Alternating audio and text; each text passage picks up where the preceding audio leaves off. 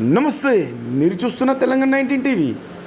కమ్మర్పల్లి మండలంలో police station కార్యాలయంలో నూతనంగా బాధ్యతలు స్వీకరించిన ఎస్ఐ సిహెచ్ సతీష్ను శనివారం రోజున కమ్మర్పల్లి గ్రామ సర్పంచ్ కొత్తపల్లి ఆరిక అశోక్, ఉప సర్పంచ్ కొత్తపల్లి అశోక్, కమ్మర్పల్లి గ్రామ బీఆర్ఎస్ నాయకులు మర్యాదపూర్వకంగా కలిశారు. ఈ సందర్భంగా ఎస్ఐ సతీష్ను శాలువాతో ఘనంగా సన్మానించి శుభాకాంక్షలు తెలిపారు.